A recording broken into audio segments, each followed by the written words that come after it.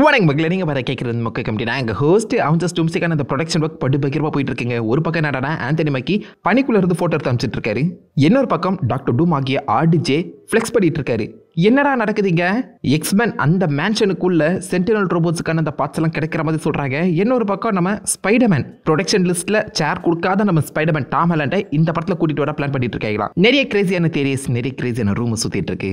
மொத்தமா என்னங்கிறத பார்த்துருவோமா? ஃபர்ஸ்ட் நம்ம ஆந்தனி மேக்கி லுக் கிட்ட போயிடலாம். ஸோ ஆந்தனி மேக்கி இப்போதைக்கு செட் விசிட் பண்ணியிருக்காரான்னு தெரியல, இல்லை படத்தையே ஷூட் பண்ணிட்டு இருக்காங்களான்னு புரியல. ஏன்னா மனுஷன் நார்மல் க்ளோத்ஸ்ல இருந்து நான் செட்டில் தான் பார்க்கேன் அப்படின்னு சொல்லி பார்த்தீங்கன்னா ஏகப்பட்ட வீடியோஸ் அண்ட் ஃபோட்டோஸ் ஷேர் பண்ணிட்டு இருக்காரு. அவருடைய எல்லா வீடியோஸ் அண்ட் ஃபோட்டோஸை நீங்கள் பேக் டு பேக் பார்த்தீங்கன்னா மனுஷன் மொத்தமாகவே ஏதோ பனிமலையில் இமயமலையில் இருக்க மாதிரி தான் காமிச்சிருக்காங்க.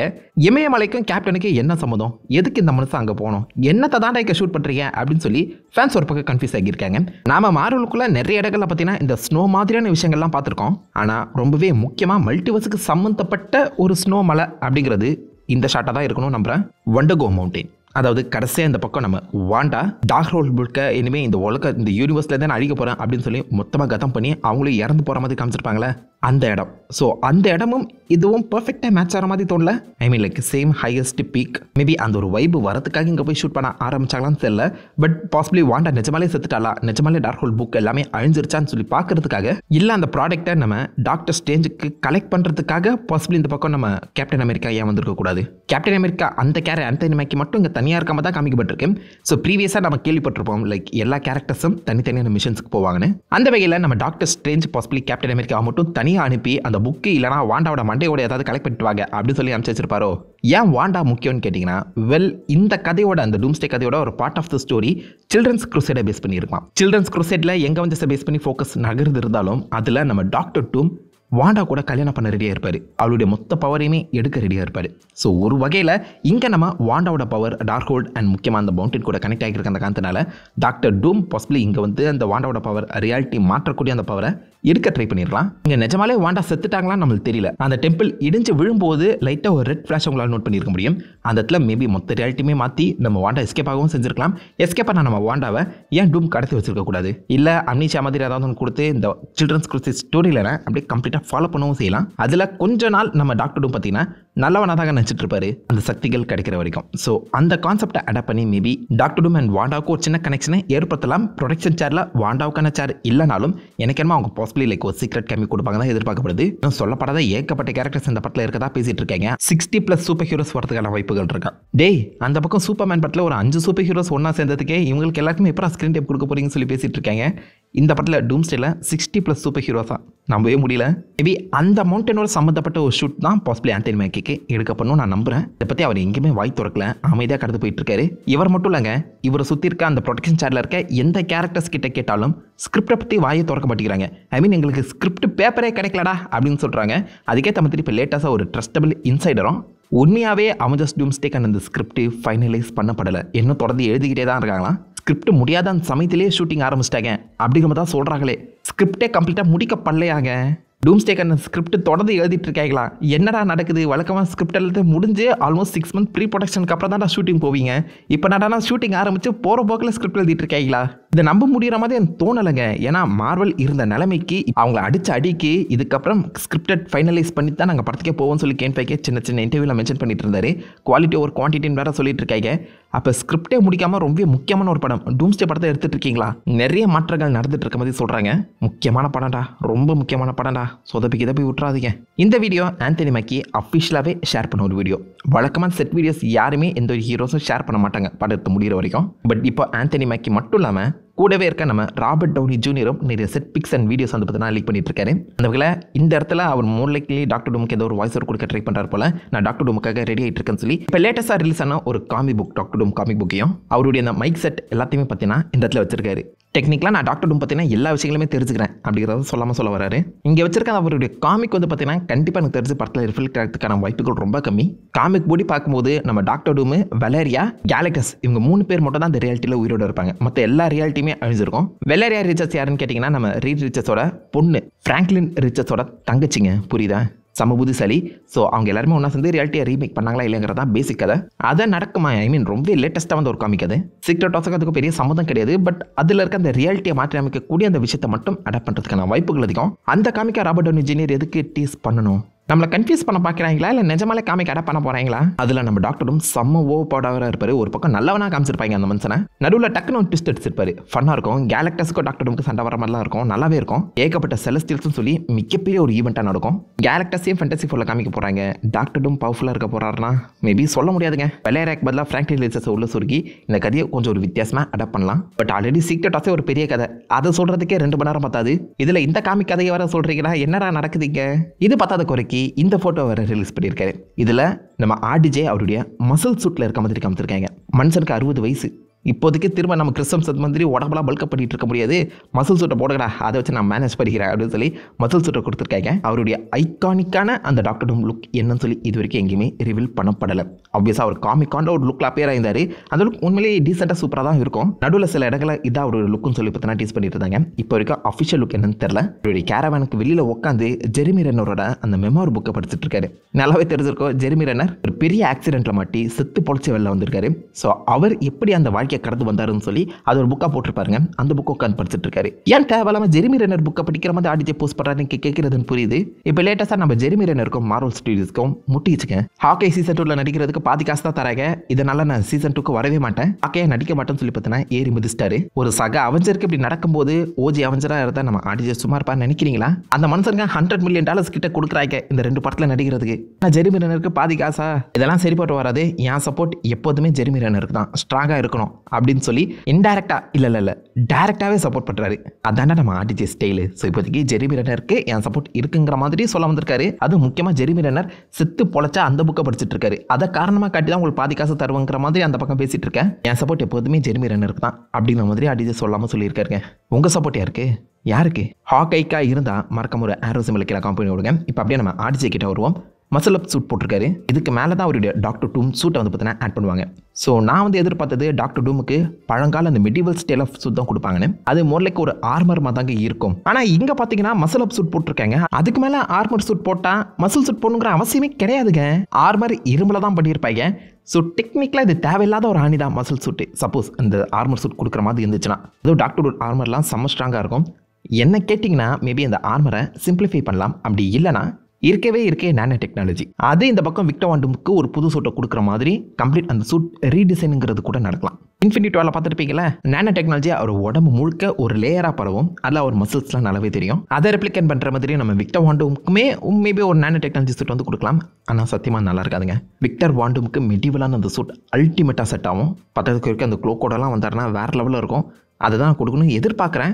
ஆனால் இந்த மனுஷன் இந்த படத்தில் ஒன்லி விக்டர் வாண்டுவா மட்டும் வராமல் மல்டிபிள் ரோல்ஸ் ப்ளே பண்ணுற மாதிரி ஒரு ரூமர் கிளம்பியிருக்கு. நிறைய பேர் சொல்கிறது ஈவில் அயன்மேன், ஐ மீன் லைக் அந்த சில்வர் ஆர்மர் ஞாபகம் இருக்கா? அந்த ஆர்மர் கம்ப்ளீட்டாக சிம்பியாட்டால் உருவாக்கப்பட்டிருக்கும். அண்ட் சிம்பியாட் உடம்பு முழுக்க பரவிச்சுன்னா அதுவுமே முதல்ல ஒரு தின் லேயரான ஆக்ட் ஆகும். சிம்பியாட்டை மேனிஃபெஸ்ட் பண்ணி இந்த பக்கம் நம்ம அயன்மேன் ஒரு ஆர்மர் உருவாக்கியிருக்காரு. அதுக்காக தான் நம்ம மசில் சூட் கொடுத்துருக்கோங்க மாதிரி சொன்னாங்கன்னா எப்படி இருக்கும்? விக்டர் வாண்டமுக்கு மெடிவல் சூட்டும் பாசிபிளி அவர் ப்ளே பண்ண போகிற அந்த சுப்பீரியர் அயன்மேன் இல்லைனா அந்த சிம்பியாட் சூட்டுக்காக பாசிபிளி இந்த மாதிரி ஒரு மசில் அப் சூட் கொடுத்துருக்கவும் சான்சஸ் இருக்குது. ஏகப்பட்ட ரூமர்ஸ் அண்ட் லீக்ஸுங்க. ஸோ நீங்கள் இந்த மசில் அப் சூட் எதுக்காக நினைக்கிறீங்க? நானோ டெக்னாலஜி பேஸ்டா, விக்டர் வாண்டும் சூட்டா, அயன்மேன் சூட்டான்னு சொல்லி உங்கள் தாத்து கீழே காமிடுங்க. அண்ட் இது எல்லாத்தையுமே தாண்டி ஒரு முகத்தை நீங்கள் நோட் பண்ணி பார்த்தீங்கன்னா மோக்கப் டாட்ஸ் இருக்குது. எதுக்கு இந்த டாட்ஸ் வைப்பாங்கன்னா ஒருத்தருடைய இந்த ஃபேஷியல் ஸ்ட்ரக்சரை கவர் பண்ணுறதுக்கு, அவருடைய முக பாவனைகள் என்ன மாதிரி எங்கெங்கே ஆக்ட் ஆகுதுன்னு சொல்லி அதை சிஜியாக மேனிஃபெஸ்ட் பண்ணுறதுக்காக தான் அந்த டாட்ஸை மோஸ்ட்லி வைப்பாங்க. மார்க் ரஃபலோ ஹல்கோட ஆக்டர் இந்த படங்கள் எடுக்கும்போது எப்போதுமே முகத்தில் அந்த டாட்ஸ் தாங்க சுற்றிட்டு இருப்பாரு. எதுக்கு ஆர்டிஜேக்கு வச்சிருக்காங்க? மேபி நம்ம ஆர்டிஜே டாக்டர் டூமா வரும்போது அவர் முகத்தில் ஏற்பட்ட வடுக்கள் காமிக்கப்படணும். விக்டர் வாண்டும் முகத்தில் நிறைய வடுக்கள் இருக்கும், பலன்னு இப்படி பாலிஷாலாம் இருக்காது. அந்த வடுக்களை மேபி சிஜிஐ படத்துக்காக டாட்ஸ் வச்சிருப்பாங்களோ. இந்த டார்க் நைட் படத்தில் 2 ஃபேஸுக்கு நம்ம தான் பண்ணியிருப்பாங்க, ஞாபகம் இருக்கா? அப்படி ஒரு சிஜிஐ அடாப்ட் பண்ணுறதுக்காக பாசிபிளி இங்கே அந்த டாட்ஸ் வச்சிருக்கலாம். ஆனால் நல்லா நோட் பண்ணி பார்த்தீங்கன்னா அந்த டாட்ஸ் அவருடைய ஃபேஷியல் ஸ்ட்ரக்சரை கவர் பண்ணுற மாதிரி தான் வைக்கப்பட்டிருக்கு. நெத்தி சின்னன்னு சொல்லி அவருடைய ஃபேஸ் என்ன ஷேப்பில் இருக்குன்னு சொல்லி பார்க்கறதுக்காக தான் அந்த டாட்ஸ் வச்சிருக்காங்க. நம்ம மார்க் ரஃபலோ மாதிரியோ இல்லை அந்த 2 ஃபேஸ் அதுக்கேற்ற அந்த ஃபுல் டாட்ஸ்லாம் வைக்கவே படாத அந்த சமயத்தில் எனக்கு என்னமோ இது பாசிபிளி மாஸ்க்குக்கான டாட்ஸாக இருக்கும் போல தான் தோணுது. அந்த சுப்பீரியர் அயன்மேன் அந்த மாஸ்க்கை நீங்கள் எடுத்து பார்த்தீங்கன்னா முகம் கவர் ஆகியிருக்காது. ஐ மீன் நினச்சா அவர் கவர் பண்ணலாம், பட் மோஸ்ட்லி அவர் முகத்தை கவர் பண்ணாமல் அந்த முகத்தை சுற்றி அந்த மாஸ்க்கை வந்து பார்த்தீங்கன்னா ப்ரெசென்ட் பண்ணியிருப்பாரு. முகம் மட்டும் தெரியும், அதை சுற்றி அந்த மாஸ்க் வந்து பார்த்தீங்கன்னா சூப்பரான ஒரு டிசைனில் ப்ரெசென்ட் ஆகியிருக்கும். முகத்துலேயுமே ஒரு தின் லேயர் ஆஃப் அந்த ஆர்மருங்கிறது இருக்கும். யாருமே டேரெக்டாக அவரை முகத்துலையும் சுட முடியாது. அதை ரெப்ளிகேட் பண்ணுறதுக்காக பாசிபிளி இந்த இடத்துல அந்த மாதிரி எட்ஜ் ஆஃப் த முகத்தை வந்து கவர் பண்ணியிருக்காங்களோ. ஏன்னா இதுக்கு முன்னாடியும் நம்ம அயன்மேனாக ப்ளே பண்ணி ஆர்ஜியை பார்த்துருக்கோம். அந்த இடத்துல அவர் மாஸ்கோட வர மாதிரி சீக்வன்ஸ் இருந்தாலும் இந்த மாதிரி டாட்ஸ் வச்சு பார்த்ததே கிடையாது. அப்படி இல்லைனா மேபி இந்த பக்கம் விக்டர் வாண்ட் போட அந்த சில்வர் மாஸ்க்கை கம்ப்ளீட் சிஜிஐலே கொடுத்துடலாம் அப்படிங்கிற தாட்டில் கூட பண்ணியிருக்கலாங்க. சொல்ல முடியாதுங்க. பிகாஸ் இவனுங்க இந்த ஸ்பைடர்மேன் மாஸ்க்கே சிஜிஐ பண்ணவங்க தானே. இதையும் பண்ண வாய்ப்புகள் இருக்குது. பட் எனக்கு தெரிஞ்சு மெடிவல் ஸ்டைல் ஆஃப் ஒரு பழங்கால லுக் வந்து கொடுக்கணும்னு ஆசைப்பட்டாங்கன்னா சிஜிஐ பண்ணாமல் நிஜமாலே ஒரு மாஸ்க் ரெடி பண்ணும்போது அது கொடுக்குற ஆத்தென்டிசிட்டி வேறு மாதிரி இருக்கும். அந்த லெவலுக்கு விஎஃப்எக்ஸை புல் ஆஃப் பண்ணிட்டாங்கன்னா பிரச்சனை இல்லை. பார்க்கலாம் என்ன பண்ண போகிறாங்கன்னு. எனக்கு என்னமோ லைக் அந்த மாஸ்க்கை ரெடி பண்ணுறதுக்காக தான் முகத்தில் மோக்கப் சூட் போட்டிருக்காங்கன்னு தோணுது. அந்த மாஸ்க்கே பாசிபிளி லைக் இந்த நானோ டெக்னாலஜியை உருவாக்காமல் போட்டிருக்கலாம். சொதப்பிடாதீங்களா திரும்பவும் சொல்கிறேன், சொதப்பிடாதீங்க. ஒரு பக்கம் ஆந்தனி மேக்கி ஆடிஜே செட் பிக்ஸை வந்து அஃபிஷியலாக ரிலீஸ் பண்ணிகிட்டு இருக்கேன். இன்னொரு பக்கம் அன்அஃபிஷியலான ஏகப்பட்ட லீக்ஸ் நடந்துட்டுருக்கேன். முக்கியமாக எக்ஸ்பேன்ஷனை வந்து பார்த்தீங்கன்னா இப்போதைக்கு வேறு மாதிரி பில்ட் பண்ணிட்டு இருக்காங்க.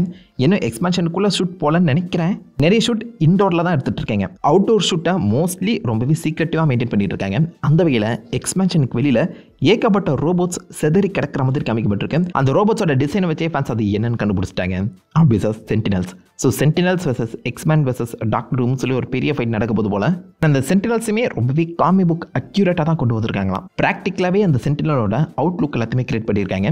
ஆனால் அதோடைய ஃபுல் லுக் ரிவீல் ஆகக்கூடாதுன்னு சொல்லி தார்பாயை வச்சு கவர் பண்ணியிருக்காங்க. பட் மோஸ்ட்லி பார்க்கும்போது அந்த சென்டினல்ஸோட அந்த லுக்கு காமிக் புக் அக்யூரேட்டாக இருக்கிறதுமே தாண்டி ப்ராக்டிக்கலாகவும் பில்ட் பண்ணியிருக்காங்க. ஒரு பயங்கரமான ஃபைட் எக்ஸ்பென்ஷனில் நடக்க போகிற மாதிரி தான் காமிக்கப்பட்டிருக்கேன்.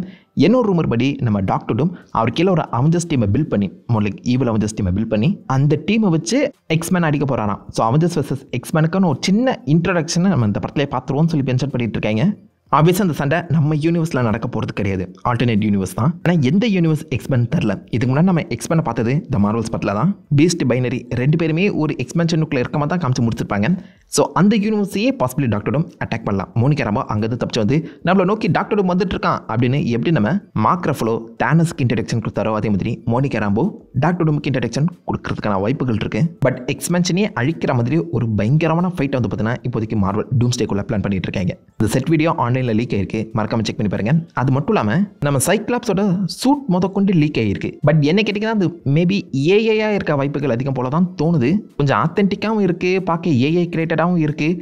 பட் நீங்கள் அந்த காமிக் புக்கில் பார்த்த மாதிரியே 11 ப்ளூ லுக்கில் காமிக் அக்யூரேட்டான ஒரு சைக்ளாப்ஸ் லுக்கை தான் வந்து பார்த்தீங்கன்னா உருவாக்க ட்ரை பண்ணியிருக்காங்க போல. லைட்டாக அது எக்ஸ்மேன் 97 சைக்ளாப்ஸுமே ரெஃபரன்ஸ் பண்ணுற அந்த சமயத்தில் நிறைய பேர் என்ன சொல்கிறாங்கன்னா எக்ஸ்மேன் 97 யூனிவர்ஸ் தான்டா இது, அது அப்படியே லைவ் ஆக்ஷனில் கொண்டு வந்திருக்காங்க, எக்ஸ்மேன் 97 டூம் அழிக்க போகிறாரு அப்படின்னு சொல்லி பேசிட்டு இருக்காங்க. அப்படி இருக்க வாய்ப்புகள் ரொம்ப கம்மி. ஏன்னா எக்ஸ்மேன் 97க்கு சீசன் 2 சீசன் 3 சீசன் 4 முதற்கொண்டு கன்ஃபார்ம் ஆகிருக்கு. அந்த யூனிவர்ஸை அழிச்சிட்டாங்கன்னா கதையை எப்படா சொல்லுவீங்க? அது செப்பரேட் யூனிவர்ஸ். மேபி அதை இன்ஸ்பயர் பண்ண ஒரு லைவ் ஆக்ஷன் யூனிவர்ஸாக இதை காமிக்கலாம். ஏன்னா இவருடைய அவுட்லுக்கை பார்க்கும்போது லைட்டாக அப்படி தான் ஃபீல் ஆகுது. எந்த ஒரு லுக்கையுமே நான் இங்கே அஃபிஷியலாக ரிவீல் பண்ண மாட்டேன், நோ வரிஸ். மேபி இன்ஸ்டாகிராமில் போடுறேன், அங்கே வந்து செக் பண்ணி பாருங்கள். இங்கே போட்டால் காப்பிரைட் கொடுத்துருவாங்க. பட் ஓவராலாக பார்க்கும்போது எக்ஸ்மேனுக்கு ஒரு சம்பவம் செய்ய காத்துட்டு இருக்காங்க. அண்ட் ஆல்சோ ஆலன் கமிங்ஸ் இருக்காருல்ல, நைட் கிராலராக நடிக்கிறவர், அவர் இந்த படத்தில் இருக்காரு. அவர்கிட்ட நீங்கள் என்ன ஷூட் பண்ணிட்டு இருக்கீங்க அப்படின்னு சொல்லி கேட்க, நான் ஒருத்தன் கூட சண்டை போடுற மாதிரி ஷூட் பண்ணிட்டு இருக்கேன், ஆனால் யார் கூட தான்ப்பா தெரியல அப்படின்னு சொல்லி மென்ஷன் பண்ணியிருக்காப்புல. யார் கூட சண்டை போடுறதுனே தெரியாமல் இப்போதைக்கு அந்த ஷூட்லாம் போயிட்டு இருக்காங்க. கம்ப்ளீட் விஎஃப்எக்ஸில் பயங்கரமான ஏகப்பட்ட கேரக்டர்ஸ் உள்ள கூட்ட வர போகிறாங்களோ. இதே மாதிரி தான் அவெஞ்சர்ஸ் இன்ஃபினிட்டி வரப்பவும் நம்ம ஸ்பைடர்மேன் யார் கூடயோ சண்டை போட்டாராம், ஆனால் யார்கிட்ட சண்டை போடுறதுனே தெரியாமல் டாமெல்லாம் நடிச்சு கொடுத்தாராம். அது நல்லா வந்துச்சு. அதே மாதிரி டூம்ஸ்டே படமும் நல்லா வந்தா ஐ பி ஹாப்பி. பார்க்கலாம் எக்ஸ்மேன் யார் கூட சண்டை போட போகிறாங்கன்னு. அண்ட் டாக்கிங் அபவுட் ஸ்பைடர்மேன், இந்த படத்தில் இப்போதைக்கு ஸ்பைடர்மேன் வரதுக்கான வாய்ப்புகள் அதிகமாக இருக்குது. வெயிட் பண்ணு, அப்போ பிராண்ட் நியூ டே அந்த படத்துக்கான ஷூட்டிங் ஆரம்பிக்கல. நீங்கள் கேட்குறதுன்னு புரியுது. ஆடிசி படத்தை முடிச்சுட்டு அப்படியே இப்போதைக்கு நம்ம டாம் ஹாலண்ட் பிராண்ட் நியூ டேக்காக தான் ரெடி ஆகிட்டு இருக்காரு. ஆனால் அதுக்கு முன்னாடியே இப்போதைக்கு நம்ம ஸ்பைடர்மேன் டூம்ஸ்டேல அப்பியர் ஆகிடுவார் அப்படின்னு சொல்லி பேசிட்டு இருக்காங்க. டூம்ஸ்டேக்குள்ளே ஸ்பைடர்மேனை கூட்டு வர ஐடியா இருக்கான். ஏன் அவருடைய பேரை ப்ரொடக்ஷனில் அனௌன்ஸ் பண்ணலைன்னா ஒரு சின்ன ஃபைனான்ஷியல் பிரச்சனையாங்க. இந்த படத்தில் அப்பியர் ஆக போகிற நிறைய முக்கியமான கேரக்டர்ஸ்க்கு இன்னும் ஃபைனான்ஷியல் கான்ட்ராக்ட் டீலே போடாமல் இருக்காங்களா. அதனால தான் ஸ்பைடர்மேனை இப்போ அந்த ப்ரொடக்ஷன் சேரில் அனௌன்ஸ் பண்ணாமல் போயிருக்காங்க. சோனி கூட அந்த ஃபைனான்ஷியல் டீல் கன்ஃபார்ம் ஆச்சுன்னா நம்ம ஸ்பைடர்மேன் இந்த படத்தில் அப்பியர் ஆவார். கன்ஃபார்ம் ஆகலைன்னா ஸ்பைடர்மேன் வரமாட்டார். ஸோ ஸ்பைடர்மேன் இருக்கிறதாகவும் இல்லாத மாதிரியும் 2 ஸ்கிரிப்ட் ஸ்கிரிப்ட் வந்து பார்த்தீங்கன்னா ரெடி பண்ணி வச்சிருக்காங்க. நாட் ஒன்லி ஸ்பைடர்மேன், இன்னும் நிறைய மேஜர் கேரக்டர்ஸ்க்கு ஃபைனான்ஷியல் டீலுங்கிறது நடந்து முடியல. இப்போ நீங்கள் ப்ரொடக்ஷன் சேர் பார்த்துருப்பீங்களா, அவங்க எல்லாருக்குமே ஃபைனான்ஷியல் கான்ட்ராக்ட் வந்து முடிஞ்சிச்சு. பட் இந்த சேனல் அப்பியர் ஆகாத நிறைய மற்ற சூப்பர் ஹீரோஸ்க்கு வந்து பார்த்தீங்கன்னா இந்த கான்ட்ராக்ட் பேச்சுவார்த்தை வந்து போயிட்டு இருக்கான். லைக் நம்ம கிறிஸ் இவான்ஸ், ஸ்கார்லெட் ஜோஹான்சன், இவங்க கூட மேபி அந்த கான்ட்ராக்ட் பேச்சுவார்த்தைங்கிறது இன்னமும் போயிட்டு இருக்கலாம். அதன் வழியாக தான் நம்ம ஸ்பைடர்மேனும் இந்த கான்ட்ராக்ட் டீலில் மாட்டியிருக்கானா. அது மட்டும் கனெக்ட் ஆச்சுன்னா அவரையுமே நீங்கள் இந்த படத்தில் எதிர்பார்க்கலாம் சொல்லி மென்ஷன் பண்ணியிருக்காங்க. டேனியல் ரிக்மன் தான் இதுக்கான அப்டேட் கொடுத்துருக்காரு. அதாவது காசு பிரச்சனை தாங்க, அவ்வளோதான், சிம்பிள். சோனி தான் இதுக்கு அக்செப்ட் பண்ணும் ஸ்பைடர்மேன் வரணுமா வரக்கூடாதுன்னு. ஸோ அக்செப்ட் பண்ணிட்டாங்கன்னா நீங்கள் ஸ்பைடர்மேனா டூம்ஸ்டே படத்தில் எதிர்பார்க்கலாம். பட் பெரிய ரோலாக இல்லாமல் ஏதாவது ஒரு குட்டி ரோல் தான் மெயின்டைன் பண்ணுவாங்க நான் நினைக்கிறேன். கண்டிப்பாக நம்ம ஆர்டிஜே பார்த்து ஐ ஹேட் யூ 3000 அப்படிங்கிற மாதிரி ஏதாவது சொன்னாங்கன்னா அல்டிமேட்டாக இருக்கும். ரெண்டு பேருக்குள்ளான அந்த ரியாக்ஷனை பார்த்தாகணும். அதுக்காகவே நான் ஸ்பைடர்மேன் இந்த படத்தில் இருக்கணும்னு கேட்குறேன். அண்ட் இந்த படத்தை வேற மாதிரி ரீச் பண்ண வைக்கணும்னா ஸ்பைடர்மேனோட அந்த ஃபேஸ் வேல்யூ யூஸ் பண்ணி ஆகணும். அந்த மனுஷனோட அந்த ஃபோட்டோவை சின்னதாக அந்த பக்கம் எங்கேயாவது அவன் போஸ்டரில் சொறி விட்டாலே போதும், ஃபேன்ஸ் 10 மடங்கு அதிகமாக வருவாங்க. ஏன்னா ஸ்பைடர்மேனுக்கு அவ்வளோ ஃபேன்ஸ் இருக்காங்க. கோவிட் அப்போவே 2 பில்லியன் நடிச்சவன் ஆண்டி சும்மாவா? கண்டிப்பாக யூஸ் பண்ணிப்பாங்கன்னு நினைக்கிறேன். பார்க்கலாம் அந்த ஃபைனான்ஷியல் கான்ட்ராக்ட் என்ன மாதிரி முடிய போகுதுன்னு. ஆனால் இது ஸ்பைடர்மேன் 4 பாதிக்காமல் இருந்தால் ஓகே. ஏன்னா ஸ்பைடர்மேன் பிரேவ் நியூ டேங்கிறது டூம்ஸ்டே நடக்கும்போது பேரலாக நடக்கக்கூடிய ஸ்டோரி தான் சொல்லி மென்ஷன் பண்ணியிருந்தாங்க. அப்படி இருக்கும்போது இவர் எப்படி இந்த டூம்ஸ்டே படத்துலையுமே அப்பியர் ஆகி பிராண்ட் நியூ டேலையுமே கண்டினியூ ஆக முடியும்?